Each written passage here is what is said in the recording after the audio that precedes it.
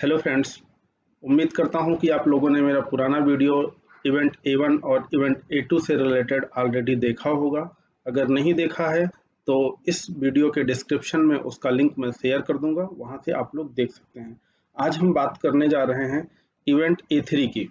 तो event A3 जो होता है वो triggered when a neighbouring cell becomes better than the serving cell by an offset। तो इसको समझने के लिए इस तरीके से थोड़ा सा समझते हैं हम कि सपोज यहाँ पे एक साइट है और यहाँ पे एक दूसरी साइट है। अच्छा, इवेंट A3 जो होता है ये इंट्रासेल हैंडओवर्स के लिए इवेंट अकर्स होता है। तो जो भी दो साइट होंगी, एक साइट A और दूसरी साइट B, दोनों सेम फ्रीक्वेंसी से बिलोंग करेंगी, सेम फ्रीक्वेंसी होगी दोनों की इस केस में। तो जब कोई भी यूवी एक साइट से दूसरी साइट की तरफ या एक सेल से दूसरी सेल की तरफ मूव करता है तो उसका कवरेज कम होता जाता है, और जिस साइट की तरफ वो मूव करता है उस साइट का कवरेज उसको अच्छा मिलना स्टार्ट हो जाता है। तो सपोज कोई यूवी मूव करते करते यहाँ पे आ जाता है, तो जब इस लोकेशन पे आ जाएगा तो उसको इस सेल का कवरेज स्ट्रांग मिलना स्टार्ट हो जाएगा और इस सेल का कवरेज पुअर हो जाएगा। तो इस केस में इवेंट A3 की एक कंडीशन होती है, वो कंडीशन अगर मेट हो जाती है तो यूवी जो है वो ई नोड बी को इवेंट A3 का मैसेज भेज देगा। तो वो कंडीशन क्या होती है उसको हम समझते हैं। सपोज यहाँ पे हम लेते हैं कि टाइम और RSRP के रेफरेंस में, तो आपके नेटवर्क में इवेंट A3 जो अकर होगा वो या तो RSRP बेस्ड होगा या RSRQ बेस्ड होगा। ये चेक करने के लिए आपको वहाँ पे देखना पड़ेगा A3 ट्रिगर की वैल्यू क्या पड़ी हुई है। ये नोकिया का पैरामीटर्स है, A3 ट्रिगर क्वांटिटी। इरिक्शन में भी A3 ट्रिगर के नाम से ही होता है। तो अगर इसकी वैल्यू 0 पड़ी हुई है तो it means event A3 RSRP based occur होगा।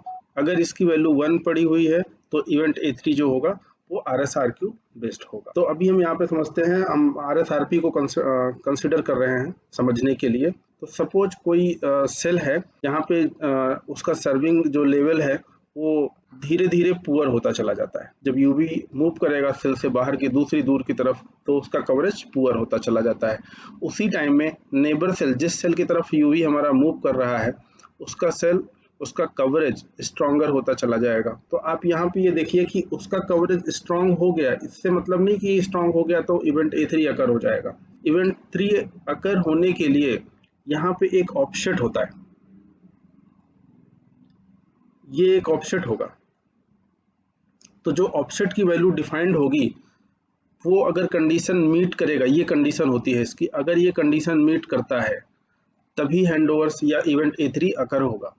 तो इस कंडीशन को मैच कराने के लिए थोड़ा सा हम इसको RSRP के फॉर्म में समझने के लिए हमने यहाँ पे कुछ वैल्यूज ली हुई है। सपोज एक कंडीशन है हमारी फर्स्ट, जिस फर्स्ट कंडीशन में RSRP जो है नेबर सेल का -105 है और सर्विंग सेल का RSRP है -103। तो अगर हम इसको इस कंडीशन में फिट करते हैं तो मोबाइल नेबरिंग की वैल्यू -105 हो गई। हाइटरसिस की वैल्यू हमने 1 ली हुई है। इसकी वैल्यू क्या होती है, क्या लेना चाहिए, क्या रेंज होती है, किस स्टेप में इसको चेंज करते हैं, अभी हम इसको आगे डिस्कस करेंगे। और सपोज हम ऑफसेट की वैल्यू 5 लेके रखते हैं, तो उस केस में हमने यहाँ पे ये कंडीशन मैच कराने के लिए मोबाइल नेबरिंग माइनस हाइटरसिस 1, दूसरा mobile serving plus offset -103 plus 5, ये हमने किया। तो यहाँ पे इसकी कैलकुलेशन आप देखिए, -105 -1 -106 हो गया, और ये -103 प्लस 5 -98 हो गया। तो यहाँ पे देखिए अब ये कंडीशन ग्रेटर देन होना चाहिए, तो यहाँ पे ये ग्रेटर देन नहीं है। देखिए -106 -98 से ग्रेटर नहीं, तो ये कंडीशन मैच नहीं कर रही, तो इवेंट A3 नहीं होगा। अब दूसरा केस, दूसरी कंडीशन देखते हैं। दूसरी कंडीशन में आप ये देखिए कि जैसे जैसे हमारा सर्विंग सेल दूर की तरफ जाएगा तो उसका कवरेज पूरा होता जाएगा। तो पहले हमने इसकी वैल्यू -103 ली थी, अभी और दूर गया तो इसकी वैल्यू -108 हो गई, और वहीं पे नेबर सेल का कवरेज थोड़ा सा अच्छा होता जाएगा, जैसा अभी हमने आपको दिखाया। तो पहले हमने 105 ली थी, अभी मैंने 104 ले ली। तो अभी कंडीशन मैच करा के देखते हैं कि मैच हो रही है। अब वैसे तो आप देखोगे तो देखो नेबर सेल का कवरेज अच्छा है -104, और सर्विंग सेल का जो है -108 पुअर है, बट फिर भी इवेंट A3 अकर नहीं होगा, क्योंकि यहाँ पे जब तक कंडीशन मैच नहीं होगी तब तक। अभी देखते हैं कंडीशन मैच हो रही कि नहीं। तो -104 लिया, माइनस हाइटरसिस वैल्यू लिया, फिर -108 लिया जो कि मोबाइल सर्विंग का लेवल है 108, और प्लस 5 dB का इसमें ऑफसेट हमने ऐड कर दिया। इसको कैलकुलेट किया, -105 हो गया, इसको कैलकुलेट किया, -103 हो गया। अभी आप देखो क्या ये ग्रेटर देन है, -105 -103 से नहीं है, तो ये कंडीशन मीट नहीं कर रही है, तो यहाँ पर भी A3 इवेंट अकर नहीं होगा। अब हम बात करते हैं तीसरी कंडीशन की। तीसरी कंडीशन में यूवी हमारा सर्विंग सेल का और दूर चला जाएगा तो उसका लेवल और पुअर हो जाएगा, तो हमने कंसीडर कर लिया कि -109 हो गया, और नेबर सेल का जो है कवरेज थोड़ा सा अच्छा हो गया, तो -104 से -102 हो गया। अब इसमें देखो कैलकुलेट करते हैं, तो नेबरिंग सेल का कवरेज माइनस हाइटरसिस, फिर सर्विंग सेल का कवरेज प्लस ऑफसेट, ये -109 और यहाँ पे -102 लिया, और ये 1 मैंने बताया कि हाइटरसिस मैंने कंसीडर करा हुआ है और ऑफसेट मैंने 5 dB कंसीडर किया हुआ। इसको जब मैंने कैलकुलेट किया तो इसकी वैल्यू आ गई -103, इसकी वैल्यू आ गई -104। अभी आप देखो यहाँ पे -103 is greater than -104, it means ये कंडीशन फुलफिल हो रही है, तो इवेंट A3 अकर हो जाएगा इस केस में। अभी हम अब समझते हैं कि इवेंट A3 अकर्स होने के लिए कौन कौन से पैरामीटर्स यूज होते हैं, उनका क्या रोल होता है और उनकी वैल्यूज क्या होती है।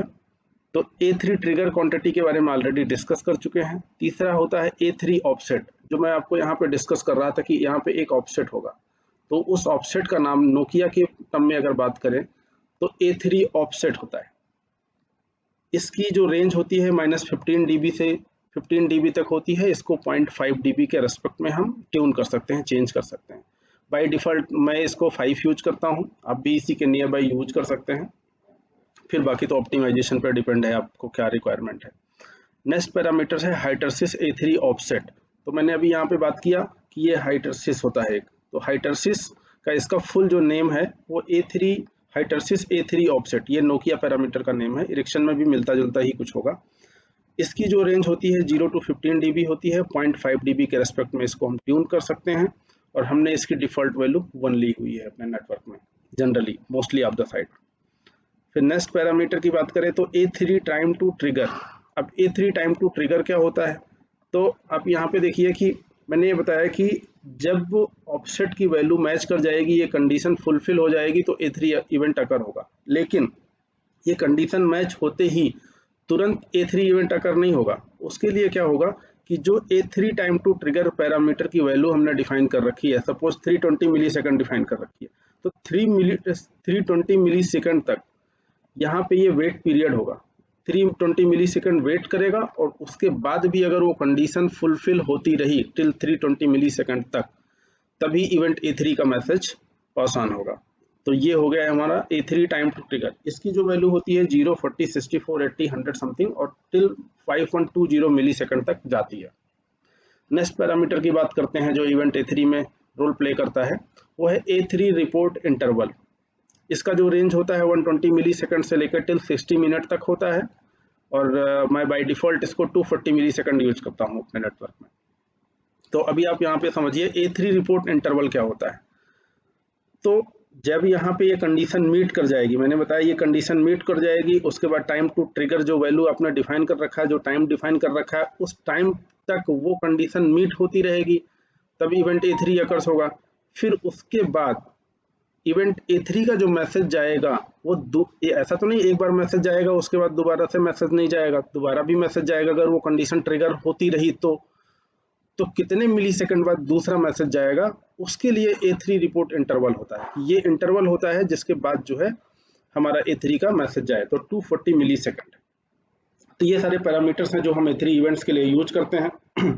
तो एक जनरल भाषा में मैंने जैसा कि A1 और A2 इवेंट्स के लिए बताया था कि A1 इवेंट जो होता है वो इस बात का इंडिकेशन होता है कि you are in the good coverage area, so you don't required for any changes, like you are in the good company, you are working very well, good organization, so no need to change the job. And for event A2 मैंने बताया था कि you are looking for new opportunity, means आप किसी company में job तो कर रहे हैं बट उससे भी अच्छी अपॉर्चुनिटी देख रहे होते हैं। मतलब अगर हम उसको टेक्निकल टर्म में बात करें तो यूवी को जो है RSRP लेवल जो मिल रहा होता है वो उससे बेटर RSRP लेवल मिलने की चाह या इच्छा रख रहा होता है, तो उस केस में इवेंट A2 होता है। इवेंट A3 क्या होता है, इवेंट A3 में आप वैसे चाह तो नहीं रहे होते हैं, कंपनी स्विच करना नहीं चाहते हैं, लेकिन आपको ऐसी एक्सीलेंट अपॉर्चुनिटी मिल जाती है जिसकी वजह से जो है आप स्विच कर लेते हैं, मीन्स आपका हैंडओवर हो जाता है। कहने का मतलब यहाँ पे टेक्निकल टर्म में अगर बात करूँ तो RSRP लेवल जो हमें चाहिए था उससे भी बहुत अच्छा RSRP लेवल मिल गया, साथ साथ RSRQ लेवल भी मिल गया, और भी बहुत सारी फीचर फैसिलिटी मिलने लग गई, तो हैंडओवर का इवेंट अकर हो जाएगा। तो ये था इवेंट A3 के बारे में। एंजॉय करिए आप इवेंट A3। आगे हम बात करेंगे A5 और B1 और B2 इवेंट की। A4 इवेंट्स अब नेटवर्क में नहीं एग्जिस्ट करता है, 3GPP ने उसको रिमूव कर दिया है, इसलिए A4 को हम स्किप करेंगे। सो कमेंट में आप बताइएगा, तो फिर हम नेक्स्ट अगर आपको पसंद आता है तो फिर हम नेक्स्ट इवेंट्स जो बचे हुए हैं उनके भी वीडियो बनाता हूँ। Thank you very much.